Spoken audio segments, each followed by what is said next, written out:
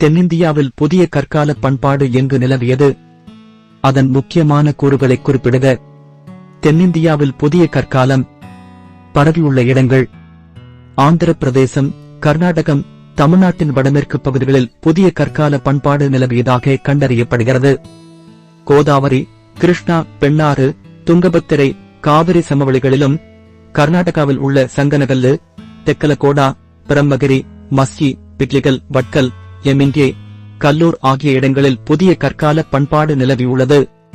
முக்கிய கூறுகள்: சில தொடக்கக்கால புதிய கற்கால ஆய்விடங்கள் சாம்பல் மேடுகளைக் கொண்டுள்ளன. புதிய கற்கால வளாகத்தின் ஒரு பகுதியாக 200க்கும் மேற்பட்ட இடங்கள் அடையாளம் காணப்பட்டுள்ளன.